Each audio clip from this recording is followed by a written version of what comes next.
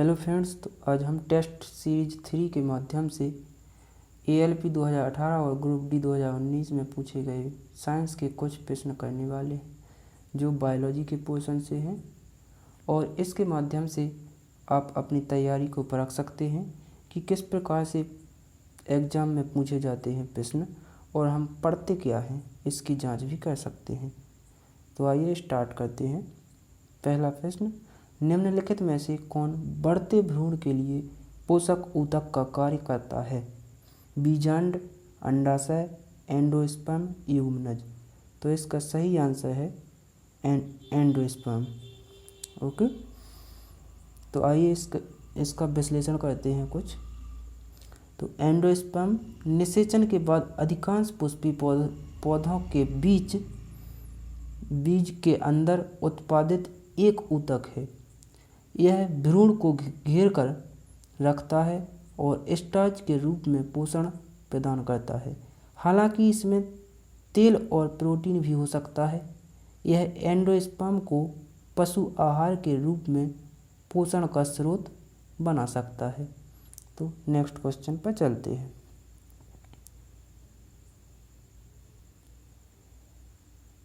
Next प्रश्न है, thyroxine के संश्लेषण के लिए निम्नलिखित में से क्या आवश्यक है? Potassium, sodium, calcium, iodine. तो इसका सही आंसर है आयोडीन। अब इसका थोड़ा विश्लेषण करते हैं। थायराइड ग्रंथि द्वारा स्रावित दो प्रमुख हार्मोन में से एक थायरॉक्सिन के संश्लेषण के लिए आयोडीन आवश्यक होता है। थायरॉक्सिन का निर्माण आयोडीन के आणविक जोड़ द्वारा एमिनो एसिड टायरोसिन में होता है, जबकि बाद वाला प्रोटीन थायरोग्लोबुलिन से जुड़ा होता है। इसका मुख्य कार्य ऑक्सीजन की खपत को उत्तेजित करना और शरीर को सभी कोशिकाओं और ऊतकों के चयापचय को प्रोत्साहन करना है। नेक्स्ट प्रश्न पर चलते हैं। निम्नलिखित में से मानव मस्तिष्क का वह हिस्सा कौन सा है जिसमें विचारों का संग्रह होता है? अनुमस्तिष्क, सेरिबेलम, मध्य मस्तिष्क, अग्र मस्तिष्क। इसका सही जवाब है अग्र मस्तिष्क। अब इसके बारे में थोड़ा विश्लेषण करते हैं। अग्र मस्तिष्क के फ्रंटल पिंड द्वारा गूढ़ चिंतन, नियोजन, भावुकता, स्मृति, तर्क, संकल्प आदि संवेदनाओं की व्याख्या होती है। मस्तिष्क का यह भाग संवेदी अंगों जैसे आँख, कान, नाक, जीभ, त्वचा आदि द्वारा संग्रहित सूचनाओं को संसाधित करता है। सेरिब्रम, थैलेमस और हाइपोथैलेमस अग्र मस्तिष्क के अंतर्गत आते हैं। नेक्स्ट प्रश्न पर चलते हैं। पुरुष में प्राथमिक यौन अंग कौन सा होता है? प्रोस्टेट, वृषण, बॉस डेफरेंस, वीर्य पुटिका। तो इसका सही आंसर है वृषण। वृषण है जो पुरुष का प्राथमिक यौन अंग है। तो इसमें थोड़ा विश्लेषण करते हैं। पुरुष में प्राथमिक यौन अंग एक जोड़ी वृषण है।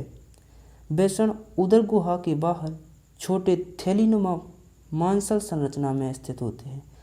कैसी संरचना? मालसन, जिसे वृषण कोश कहा जाता है।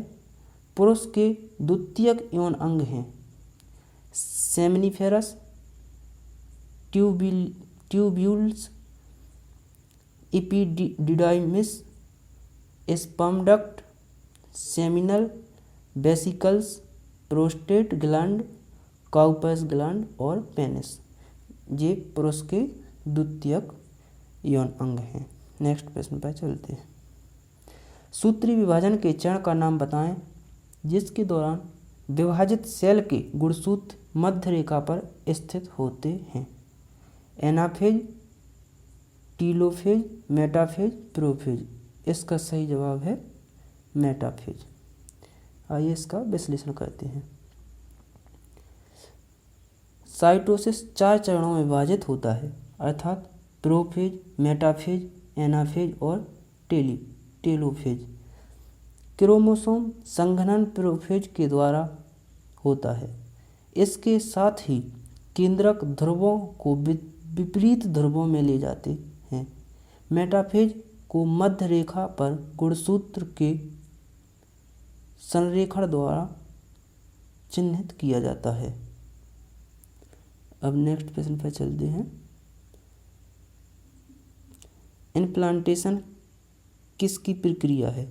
माता के शरीर के अंदर एक बच्चे का विकास, एक गर्भाशय की लाइनिंग से युग्मज का जुड़ना, माता के रक्त से प्लेसेंटा के माध्यम से पोषण, भ्रूण और इसके पोषण का विकास। तो इसका सही जवाब है एक गर्भाशय की लाइनिंग से युग्मज का जुड़ना। इसका थोड़ा विश्लेषण करते हैं। मनुष्यों में प्रत्यारोपण गर्भावस्था का चरण है जिस पर भ्रूण गर्भाशय की दीवार से जुड़ता है। एक निषेचित अंडे का प्रत्यारोपण अंडोत्सर्ग के लगभग 9 दिनों के बाद घटित होती है। हालांकि यह अवधि 6 से 12 दिनों के बीच हो सकती है। नेक्स्ट प्रश्न पर चलते हैं। क्वेश्चन है, मनुष्यों में एक संयोजी ऊतक के उदाहरण को पहचानें। मांसपेशियां, कोशिका, हड्डी, रेशे। इसका सही आंसर हड्डी। इसके बारे में थोड़ा विश्लेषण करते हैं। संयोजी ऊतक शरीर में ऊतकों का समूह है जो शरीर और उसके अंगों की एकरूपता बनाए रखते हैं और सामंजस्य और आंतरिक सहायता प्रदान करते हैं। उपास्थि और हड्डी संयोजी ऊतक के विशेष रूप हैं। ये दोनों एक बाह्य मैट्रिक्स में एम्बेडेड कोशिकाओं से बने होते हैं। यह मैट्रिक्स की प्रकृति है जो इन संयोजी ऊतकों के गुणों को परिभाषित करता है। नेक्स्ट प्रश्न पर चलते हैं। रक्त में पाया जाने वाला शरीर में ऑक्सीजन परिवहन के लिए जिम्मेदार होता है। सफ़ेद रक्त कणिकाएं, प्लेटलेट्स, लाल रक्त कोशिकाएं या प्लाज्मा। इसका सही जवाब है लाल रक्त कोशिकाएं या लाल रक्त कणिकाएं। इनके बारे में थोड़ा जानते हैं। रक्त में ऑक्सीजन और कार्बन डाइऑक्साइड ले जाने के लिए लाल रक्त कणिकाएं या कोशिकाएं जिम्मेदार हैं। इन्हें एरिथ्रोसाइट के रूप में भी जाना जाता है और ये विशेष कोशिकाएं हैं जो शरीर के माध्यम से परिसंचरित होती हैं और ऊतकों को ऑक्सीजन पहुंचाती हैं। मनुष्यों में लाल रक्त कोशिकाएं या कणिकाएं छोटी द्विअवतल तथा गोल होती हैं। केंद्र में सबसे पतला आकार में केवल 77 से 88 माइक्रोन और परिपक्व होने पर इनमें माइटोकॉन्ड्रिया या नाभिक नहीं होता है। नेक्स्ट प्रश्न पर चलते हैं। उस अंग का नाम बताएं जहां भ्रूण विकसित होता है। गर्भाशय, फैलोपियन ट्यूब, मूत्रवाहिनी और गर्भाशय ग्रीवा। तो इसका सही जवाब है फैलोपियन ट्यूब। इसके बारे में विश्लेषण करते हैं। जंतुओं में अंडाणु का निषेचन फैलोपियन ट्यूब नलिका में होता है जहां से यह गर्भाशय में प्रवेश करता है। विकास के उच्च स्तर पर तथा जब तक जन्म ना हो जाए या रेखाच्छादन ना हो जाए इसे भ्रूण कहा जाता। यह पिता के स्पर्म सेल और माता के एग सेल से निषेचन के एकल कोशिका के रूप में जाइगोट से विकसित होता है। नेक्स्ट प्रश्न पर चलते हैं। पाचन के अंत में जारी ऊर्जा का रूप कौन सा होता है? विद्युत ऊर्जा, गतिज ऊर्जा, ऊष्मीय ऊर्जा, रासायनिक ऊर्जा। तो इसका सही आंसर हो जाएगा रासायनिक ऊर्जा। इसके बारे में थोड़ा जानते हैं। भोजन के पाचन में शारीरिक और रासायनिक दोनों प्रक्रियाएं शामिल होती हैं। पाचन के दौरान भोजन में रासायनिक ऊर्जा जारी होती है जबकि भोजन के अणु छोटे टुकड़ों में टूट जाते हैं। इस प्रकार भोजन के परमाणुओं के बीच का बंधन टूट जाता है या ढीला हो जाता है। रासायनिक प्रक्रियाओं के परिणामस्वरूप नए पदार्थ बनते हैं। अंततः पाचन प्रक्रिया के अंत में रासायनिक ऊर्जा उत्पन्न होती है। नेक्स्ट प्रश्न पर चलते हैं। स्वैच्छिक कार्यों के लिए सुनिश्चित अंग विन्यास, निर्वहन और शरीर का संतुलन बनाए रखने के लिए उत्तरदायी होता है। मध्य मस्तिष्क, अनुमस्तिष्क, प्रमस्तिष्क, मेरुरज्जु। तो इसका सही जवाब है अनुमस्तिष्क। इसके बारे में थोड़ा जानते हैं। सेरिबेलम स्वैच्छिक कार्यों की सटीकता, शरीर की मुद्रा और संतुलन को बनाए रखने के लिए जिम्मेदार होता है। सेरिबेलम या अनुमस्तिष्क के कारण एक सीधी रेखा में चलना, साइकिल की सवारी करना, एक पेंसिल उठाना जैसी गतिविधियां संभव हैं। पश्च मस्तिष्क में रक्तचाप, लाल श्रवण और वमन या उल्टी सहित सभी अनैच्छिक क्रियाओं को नियंत्रित किया जाता है। नेक्स्ट प्रश्न पर चलते हैं। किस कोशिका ऑर्गेनल को कोशिका का मास्टर कहा जाता है? एंडोप्लाज्मिक रेटिकुलम, माइटोकॉन्ड्रिया, न्यूक्लियस और नाभिक। इसका सही जवाब है नाभिक। नाभिक को और कोशिका ऑर्गेनल का कोशिका का मास्टर कहा जाता है। इसके बारे में थोड़ा जानते हैं। नाभिक को अक्सर कोशिका का नियंत्रण केंद्र या मास्टर या मस्तिष्क कहा जाता है। यह वह जगह है जहां सभी जीवों के डीऑक्सीराइबो न्यूक्लिक एसिड या डीएनए को संग्रहित किया जाता है और यह डबल लेयर न्यूक्लियर आवरण द्वारा संरक्षित होता है। डीएनए आनुवंशिक कोड है जो जीवों को उनके व्यक्तित्व ढांचा देता है। यह वह स्थान है जहां प्रोटीन संश्लेषण के लिए सभी कोडिंग होती है। नेक्स्ट प्रश्न पर चलते हैं। निम्नलिखित में से किस अंग को कोशिका का प्रोटीन फैक्ट्री कहा जाता है? Chloroplast, lysosome, mitochondria, ribosome. इसका सही जवाब है राइबोसोम, राइबोसोम। यहाँ पे राइबोसोम आएगा। ओके, इसका विश्लेषण करते हैं। राइबोसोम सजीव कोशिका के कोशिका द्रव में स्थित बहुत ही सूक्ष्म कण है जिसकी प्रोटीनों के संश्लेषण में महत्वपूर्ण भूमिका है। ये आनुवंशिक पदार्थ डीएनए या आरएनए के संकेतों को प्रोटीन श्रृंखला में परिवर्तित करते हैं। ये एंडोप्लाज्मिक रेटिकुलम की ऊपरी सतह पर पाए जाते हैं। इसके अलावा ये माइटोकॉन्ड्रिया तथा क्लोरोप्लास्ट में भी पाए जाते हैं। ओके, नेक्स्ट प्रश्न पर चलते हैं। मादाओं में अंडाणु उत्पादन की प्रक्रिया को क्या कहा जाता है?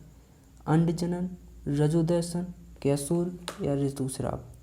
इसका सही जवाब है अंडजनन। इसके बारे में थोड़ा जानता है। यह अंडजनन क्या है? मानव मादा प्रजनन प्रणाली में रजोदर्शन विकास प्रक्रिया को संदर्भित करता है जिसमें प्राथमिक अंड कोशिका या अंडाणु एक परिपक्व अंडाणु बनता है। दूसरे शब्दों में यह अंडाणु या अंडे के बनने की प्रक्रिया है। भ्रूणीय चरण में रजोदर्शन की शुरुआत होती है। ओके, नेक्स्ट प्रश्न पर चलते हैं। रक्त का वह भाग खाली स्थान है जिसमें 92% जल होता है और शेष 8% में प्रोटीन, खनिज, हार्मोन, एंजाइम तथा अन्य पदार्थ होते हैं। लाल रक्त कणिकाएं, सफ़ेद रक्त कणिकाएं, रक्त प्लेटलेट्स और प्लाज्मा। इसका सही जवाब है प्लाज्मा। नेक्स्ट प्रश्न पर चलते हैं। ऑक्सीजन का उपयोग करके पाइरूवेट का विभाजन खाली स्थान में होता है। लाइसोसोम, नाभिक, माइटोकॉन्ड्रिया, रिक्तिकाएं। तो इसका सही जवाब है माइटोकॉन्ड्रिया। अब नेक्स्ट प्रश्न पे चलते हैं। निम्न में से कौन सा हार्मोन युवावस्था के समय लड़कों में दिखाई देने वाली उपस्थिति में बदलाव लाता है? इंसुलिन, थायरॉक्सिन, पशु हार्मोन, टेस्टोस्टेरोन। इसका सही जवाब है टेस्टोस्टेरोन। इसके बारे में थोड़ा जानते हैं। सबसे प्रमुख एंड्रोजन हार्मोन को टेस्टोस्टेरोन कहते हैं। यह हार्मोन पुरुषोचित लैंगिक लक्षणों के परिवर्तन एवं यौन आचार को प्रेरित करता है। नेक्स्ट क्वेश्चन पे चलते हैं। काला आजार के लिए उत्तरदायी जीवों की उत्पत्ति का कारण है? गुणक विखंडन, अनुप्रस्थ युग्मक विखंडन, अधोमुखी युग्मक विखंडन, रेखीय विखंडन। इसका सही जवाब है अधोमुखी युग्मक विखंडन। इसके बारे में थोड़ा जानते हैं। कालाजार लीशमैनिया डोनोवानी नामक प्रोटोजोआ से फैलता है। इस परजीवी का वाहक बालू मक्खी है। इस रोग के लिए उत्तरदायी जीवों की उत्पत्ति का कारण अधोमुखी युग्मक विखंडन है। ओके, नेक्स्ट प्रश्न में चलते हैं। ऊर्जा उत्पादन के दौरान जब हमारी मांसपेशियों की कोशिकाओं में ऑक्सीजन की कमी होती है तो 6 कार्बन अणु खालिस्तान कार्बन अणु में परिवर्तित हो जाते हैं। 5, 3, 1, 4। इसका सही जवाब है 3। तो 6 कार्बन अणु 3 कार्बन अणु में परिवर्तित हो जाते हैं। इसके बारे में थोड़ा जानते हैं। ऊर्जा उत्पादन के दौरान जब हमारी मांसपेशियों की कोशिकाओं को ऑक्सीजन की कमी महसूस होती है तब कहने का तात्पर्य यह होता है कि 6 कार्बन अणु 3 कार्बन अणु में परिवर्तित हो जाते हैं। ओके, नेक्स्ट प्रश्न पर चलते हैं और ये हमारा लास्ट क्वेश्चन होगा। प्रोटीन की जानकारी प्रदान करने वाले डीएनए के भाग को खालिस्तान कहा जाता है। क्रोमोसोम, नाभिक, केंद्रक, जीन। इसका सही जवाब है जीन। ओके, इसके बारे में थोड़ा जानते हैं। संतानों को अपने जन को से जो जन होते हैं उनसे जो गुणसूत्र प्राप्त होते हैं उनमें सर्वाधिक महत्वपूर्ण अंश डीएनए। इस डीएनए के एक खंड को जिसमें अनुवांशिक कूटनिहित होता है जीव वैज्ञानिक या जीन कहते हैं। जॉनसन नामक वैज्ञानिक ने सर्वप्रथम जीन शब्द का प्रयोग किया। ओके, तो आशा करते हैं कि आपको ये क्वेश्चन पसंद आए होंगे और इससे आप आकलन कर सकते हैं कि हम क्या पढ़ते हैं और एग्जामिनर क्या पूछता है। तो यदि वीडियो पसंद आया हो तो लाइक करें और चैनल पर नए हों यदि तो चैनल को सब्सक्राइब जरूर कर लें, क्योंकि इसी प्रकार के वीडियो अब इस चैनल पर प्रोवाइड होने वाले हैं जो एकदम कंठस्थ होंगे। Okay, thank you.